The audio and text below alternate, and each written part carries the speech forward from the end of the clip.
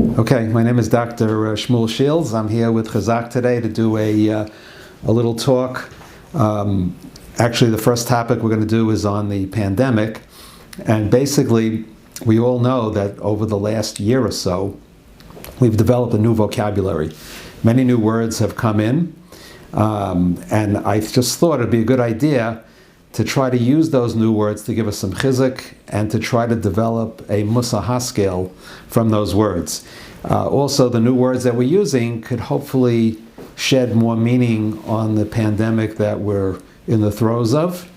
And hopefully we could also look to use these new words with a Musar interpretation of them to strengthen ourselves and to work on ourselves.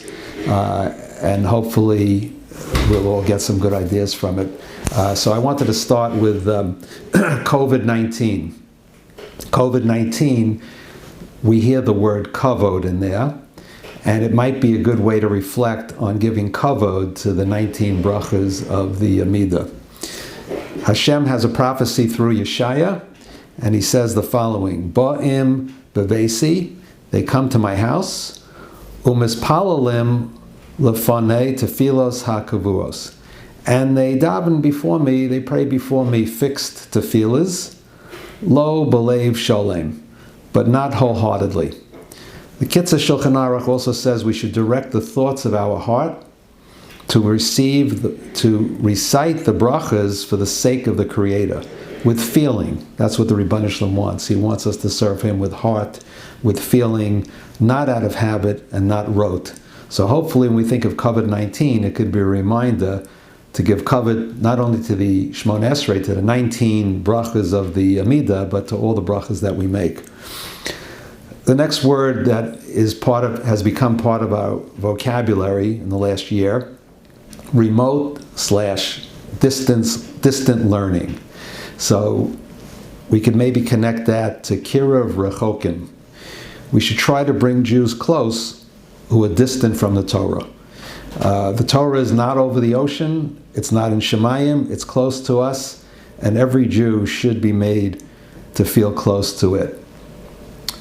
Mute yourself, another part of our new vocabulary, and a Musa Haskell on that would be to think about refraining from Lashon Hara. Shimon, the son of Rabban Gamliel, said, all my life I have grown up among the sages, and he said, V'lo matzatzi leguf tov ella shtika. I have not found anything better for a person than silence. Social distancing. In Pirkei Avos, we know it tells us to distance yourself from a bad neighbor, and to distance in our own lives, our own everyday lives. When we think about social distancing, maybe we could add on to that and think about distancing ourselves from the wrong things, the wrong people, the wrong places, the wrong thoughts. Next word I have on my list here, it's not an exhaustive list, but just words that I know we've been using and just trying to develop some sort of a Musa Haskell from these words. Bubble/pod. So I said on that, when in Golus, stay in Goshen. Goshen was basically our bubble, our pod in Mitzrayim. And all the problems began once we left that bubble. So Goshen really represents one of our earliest historical lessons of the dangers of assimilation. So I think when we think of bubble and pod, we could expand it to the greater outside world that we live in and take steps to stay a little bit more insulated and isolated from the outside world. As a matter of fact, a dear friend of mine in Chaver, Rabbi Avraham Lamb, showed me a very fascinating Kli Yakar. I'll just share a little bit what it says on the pasuk in Devarim. There's a pasuk that says that we went around Har Sair many times, okay, and then Hashem said, "Rav lechem sov es hahar hazeh penu lechem tzafona enough of your going around this mountain, turn yourselves northward. Again, this mountain, Mount Seir, was the home of Esav. And Hashem told us, enough of going around this way, head northward.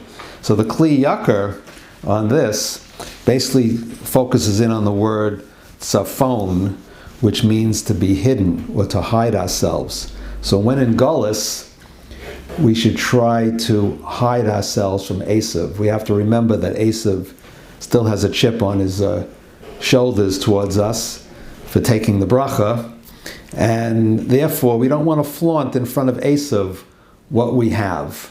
You know, to live quietly, to hide ourselves, to not flaunt our wealth, our homes, our fancy things. And that's a way we could protect ourselves, by staying in our own little bubble or pod. The next word I want to talk a little bit about, plexiglass barriers. Okay, so one of the things we could take from that concept, or those words, is to make gedarim, to make spiritual fences for ourselves, protective spiritual fences, just like we have locks on the doors, alarms, cameras, vaults to protect property and valuables. How much more so do we need barriers to safeguard the kedusha of the neshama? Mask. The mask, for most people, has become part of our everyday garb. Just as we fulfill mitzvahs when we put on the talis and tefillin, why not get a mitzvah when masking up? How do we do that? Simple. If we put on the mask with the right kavanah, and the mask is usually going on before the talis and the tefillin, so maybe it could set the stage for having more kavanah for those mitzvahs as well. But the mask, if we put it on with the kavanah of, I'm now taking a step to protect the health, well-being, and possibly the life of another Jew, then we're putting on the mask and we're getting a mitzvah for doing it. So it's something to think about. And then when we're putting on talis and tefillin after that, maybe it will set the stage for a greater concentration and focus on those mitzvahs as well. Okay, another very popular pandemic word has become grab and go.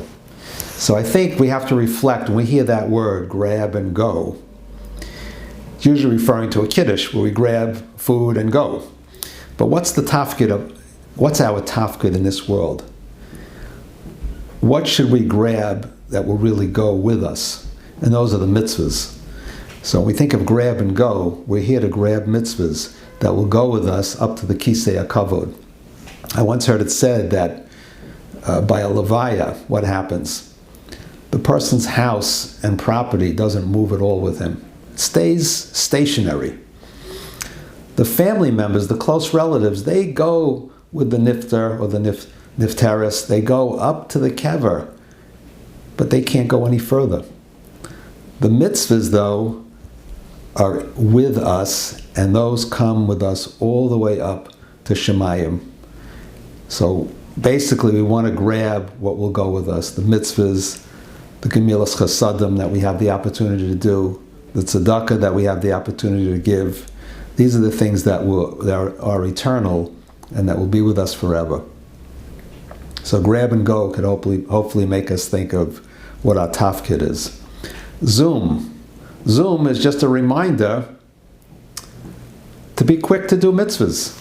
We have another drasha here on that from the Tana, Rabbi Yoshia. There's a pasuk that says, "Ushamartem es hamatzos." You should guard the matzahs. So the Tana says, do not read the word only as matzahs, but as mitzvahs. They have the same letters. In this sense, when we come, just as we don't want to lose the matzah to chametz, we don't want to lose the opportunity to do the mitzvah. So when a mitzvah presents itself, take steps to do it quickly. That's what hopefully the word Zoom could remind us of, to do mitzvahs quickly. I happen to be a nutritionist, and many people have come to me over the pandemic many times and said, what should I do? What should I take? Should I load up on zinc? Am I getting enough vitamin D? Should I take this amount of vitamin D? And what about echinacea and garlic and vitamin C? And many, many other things I've been asked. And I guess what we have to do is, again, think of the ikr and the tuffle. So the first thing we want to do is go to Hashem first with tshuva, tefillah, and tzedakah. We have to try to remind ourselves continuously why this pandemic came on the world. There could be many reasons and many possible ways to look at it, but certainly you can't go wrong with tshuva, tefillah, and tzedakah. So go that way first, and then we can do the earthly hishtadlus and look for some pills to take and look to live healthier lives and so on, which we're going to talk about right after this, what we can do on the physical side, other ways to stay healthy. Next word, antibody.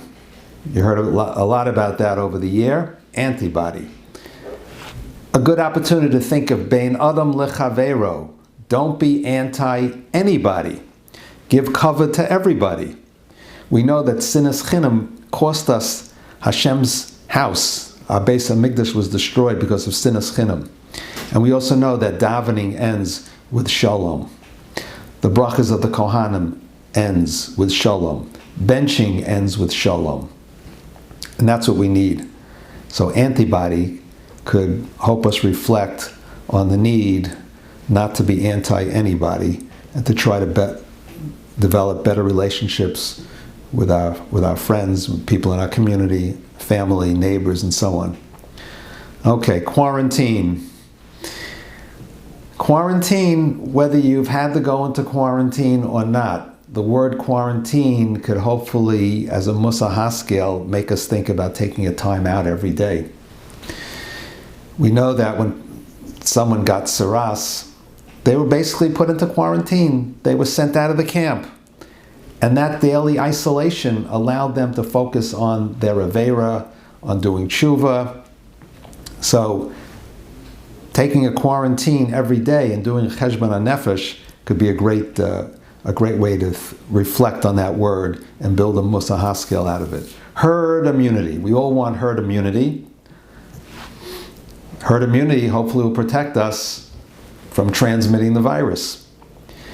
So another way to think about herd immunity, or another way to take a Musa Haskel for it, is to stay with our own herd to remain immune from outside influences.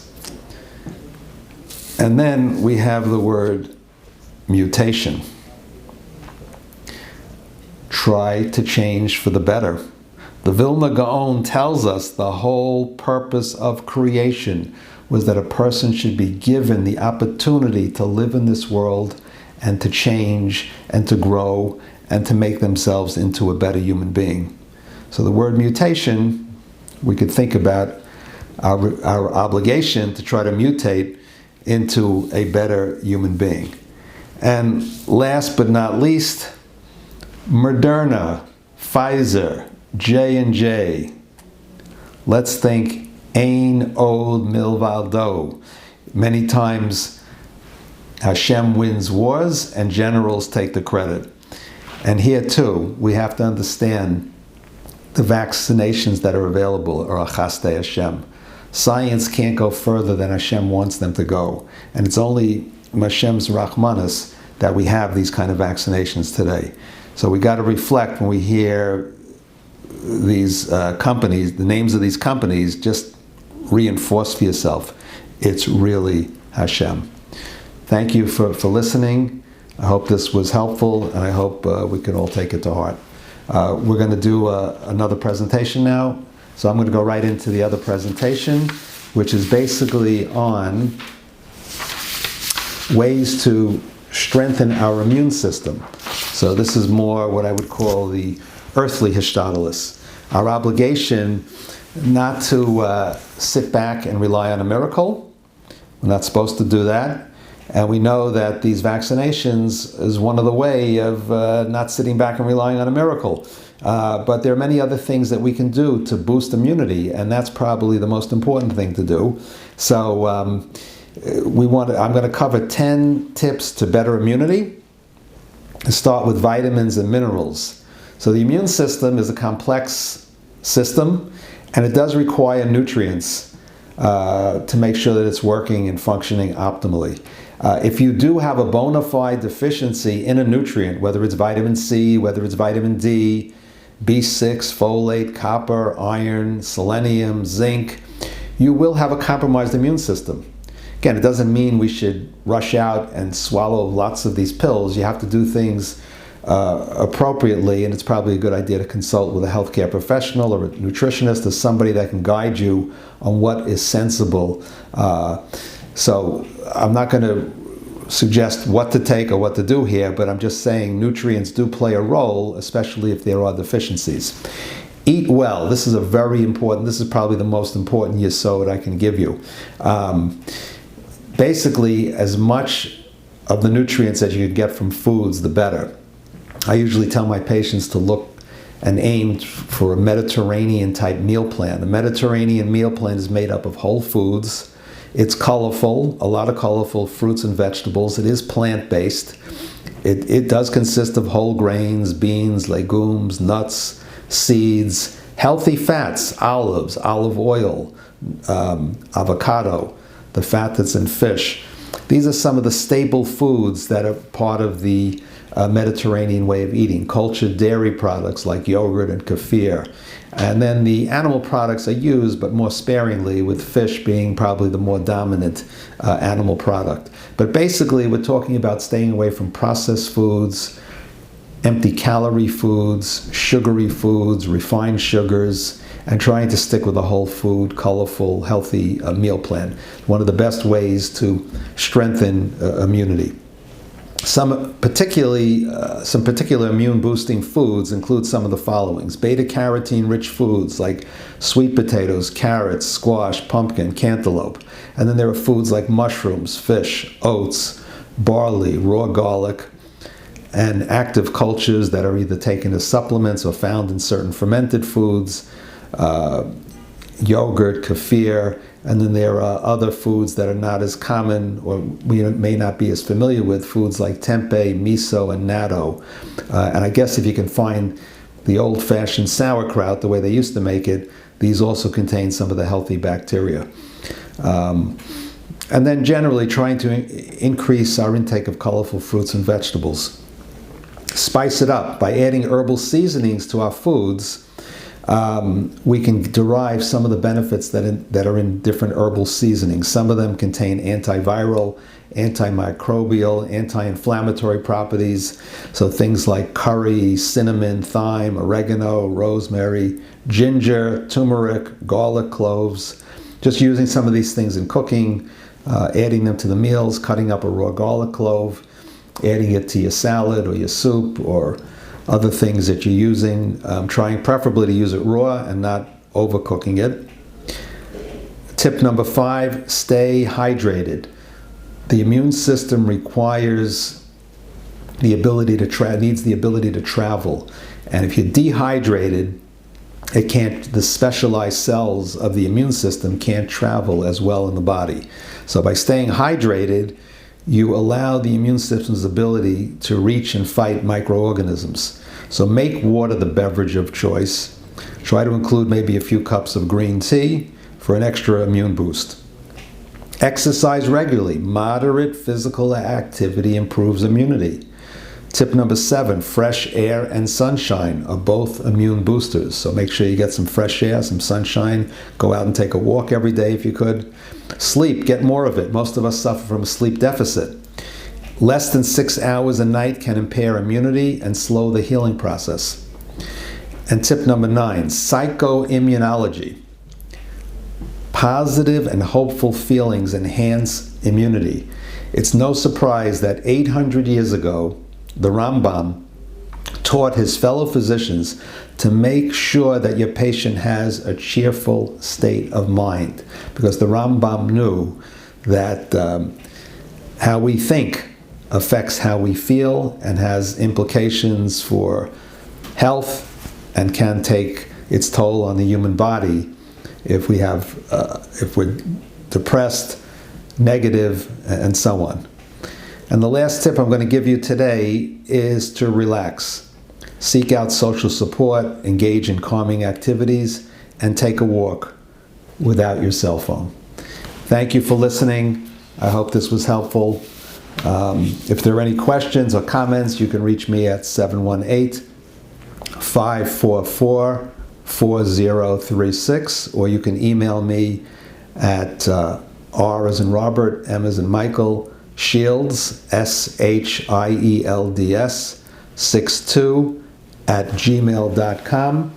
And my talk on immunity came from a book that I wrote called L'Chaim, 18 Chapters to Live By.